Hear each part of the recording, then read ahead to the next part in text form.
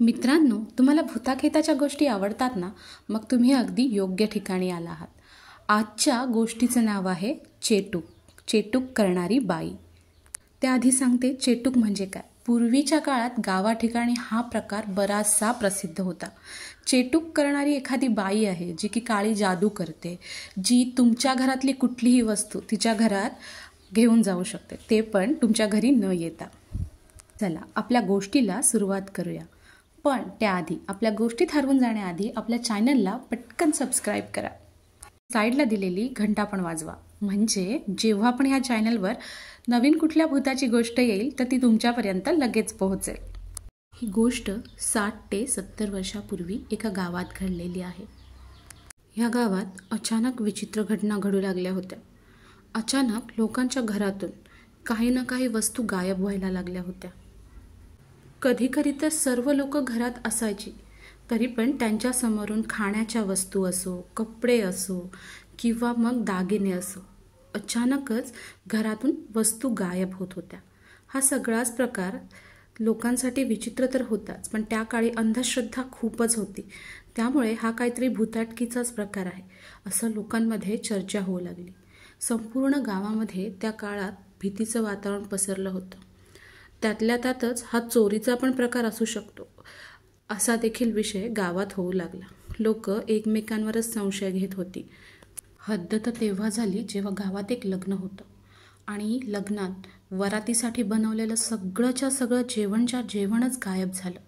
हा प्रकार तर लोकांच्या डोळ्यादेखत झाला, पण कोणालाच माहीत नव्हतं हे कोण करतंय, हा सगळा काय प्रकार आहे, आणि कळायला काही मार्गच नव्हता.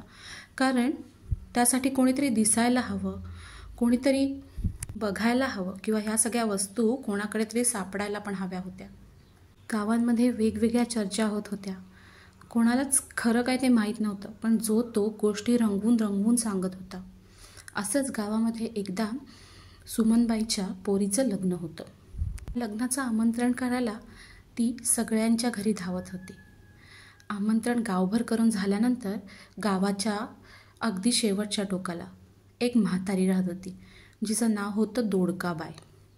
दोडकाबाईच्या घरी ज्या वेळेला सुमन आमंत्रण घेऊन गेली, तेव्हा तिला दिसलं दोडकाबाई दारात बसून काहीतरी धागा घेऊन करत बसली आहे. जेव्हा जवळ जाऊन तिने बघितलं तेव्हा सुमनबाई फक्त तो धागा एका बाजूने दुसऱ्या बाजूला ओढत होती आणि तोंडातल्या तोंडात काहीतरी पुटपुटत होती. जेव्हा सुमनबाईंनी हाक मारली, "अगो दोडकाबाई, काय करतस?" सुमनच्या आवाजाने दोडकाबाईची तंद्री तुटली आणि तिने सुमनला बघून पटकन हातातला धागा लपवला. सुमनने पण त्याकडे फार लक्ष दिलं नाही, कारण त्या काळात किंवा आत्ता पण भाजीपाल्याचे जे मांडव केले जातात त्याच्यासाठी वरती मांडवाला अशा प्रकारचा धागा वापरला जातो. त्यामुळे तिला वाटलं असेल काहीतरी शेताचं काम करत बसली. सुमनचा आवाज ऐकून लगेच दोडकाबाईंनी पण उत्तर दिलं, "अगो सुमन, ये किती दिवसांनी आलीस, काय काम करलास बाय?" सुमन पुढे बोलली, "अगो काय नाही, पोराचा लग्न ठरलाय नाही, तर तुला पण आमंत्रण देवाला आलोय." "अगो हो काय, मग जराशी घरात ये, चहा पाणी घे न मग जा." "अगो हो गो, मना पण जाम तहान लागलंय, मना पाणी पाहिजे होता."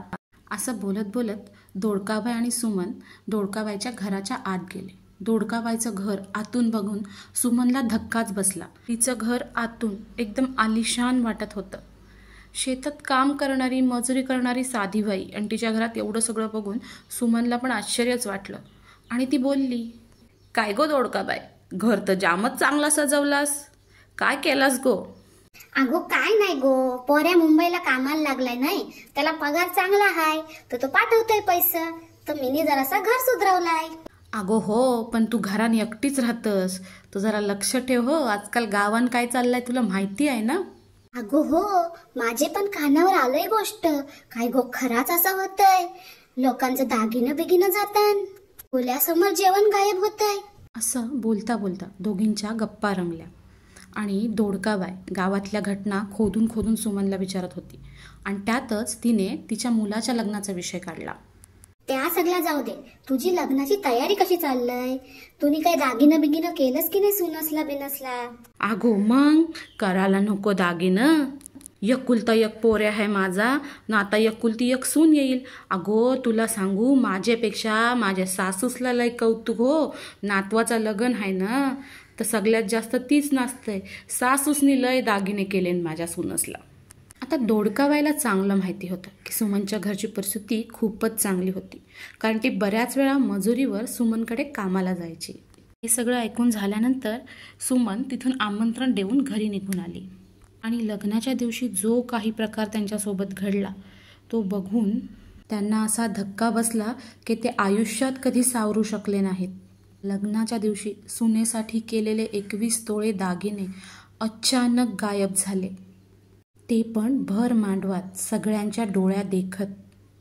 सगळ्यांच्या मनात भीतीने धस झालं होतं, कारण तिथेच कोणतरी असं होतं ज्याच्याकडे अशी काहीतरी विद्या आहे की ते कोणाची कुठलीही गोष्ट समोरच्याला न कळता चोरू शकत होतं. हा काहीतरी अमानवीय प्रकार आहे हे जवळजवळ सगळ्यांच्याच लक्षात आलं होतं. हे सगळं कोण घडवून आणते हे कसं माहीत करून घ्यायचं ह्याचा कुठलाच उपाय कोणाकडेच नव्हता. तेव्हा लग्न लावण्यासाठी जे गुरुजी आले होते ते हळूच सुमनताईंना बाजूला घेऊन गेले आणि त्यांनी त्यांच्या कानात एक उपाय सांगितला. उद्या तुम्ही ना खूप सारं जेवण करा, जेवणामध्ये गोड गोड करंज्या करा आणि त्या करंज्यांमध्ये छोट्या छोट्या चांबड्याच्या वाती ठेवा, म्हणजे चांबड्याचे छोटे छोटे तुकडे ठेवा. ज्याच्या घरात ते सापडतील तोच चोर आहे. सुमनताईंनी ठीक आहे असे म्हटले आणि लग्नाच्या मांडवातच उद्या सगळ्यांनी जेवायला या, गाव जेवण घालणार आहे मी, असं सगळ्यांना सांगितलं.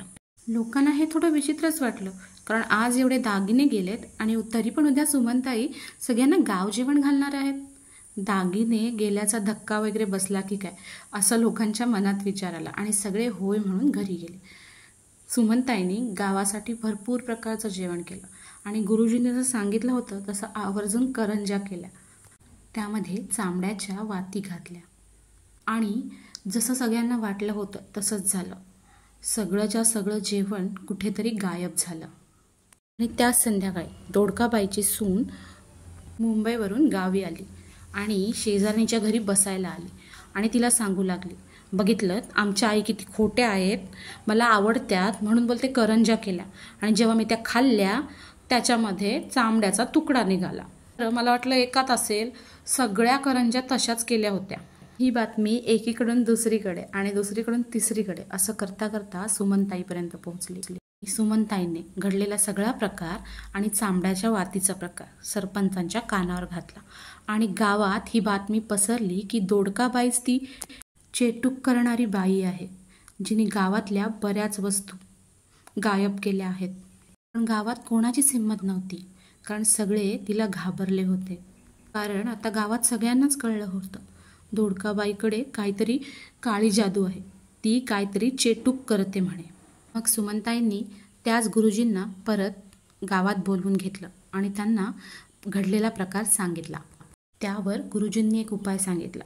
गावातल्या सगळ्या बायकांनी आपले केस मोकळे सोडायचे, हातात एक झाडू घ्यायचा, नारळाच्या झावळ्यांचा झाडू, आणि स्वतःच्या घरापासून झाडत झाडत दोडकाबाईच्या घरापर्यंत जायचं. सोबतच एक मंत्र आहे तो बोलत राहायचा आणि त्याचसोबत गुरुजींनी एक अंगाऱ्याची पुडी दिली, ज्यातील सर्व अंगारा तिच्या घराभोवती गोल गोल पसरवून टाकायचा होता. हे सर्व काम त्या गावातल्या बायकांना सकाळी 4 वाजता करायचे होते. आधी बायका भीतीमुळे तयारच होत नव्हत्या, पण नंतर कशीबशी एकेकीने हिंमत केली आणि सगळ्यांनी एकत्र येऊन एक दिवशी हा उपाय करायचं ठरवलं. आणि सर्व बायका झाडू घेऊन झाडत झाडत तोच मंत्र बोलत दोडकाबाईच्या घरापर्यंत गेल्या. अंधारातच कशीबशी हिंमत करून त्यांनी तो अंगारा तिच्या घराभोवती पसरवला आणि पाठी न बघता सगळ्या बायका घरी परत आल्या. आणि घराबाहेरच सगळ्यांनी अंगावरून पाणी शिंपडले. आणि मग त्यानंतर बरेच दिवस गावात कुठलाही विचित्र प्रकार घडला नाही. मात्र काही दिवसांनी सगळ्यांच्या कानावर एक बातमी आली की दोडकाबाईला वेड लागलाय आणि त्या वेडाच्या भरातच दोडकाबाई जंगलाच्या दिशेने धावत गेली आणि कुठेतरी गायब झाली आहे. ती आजपर्यंत कधीच कोणाला भेटली नाही.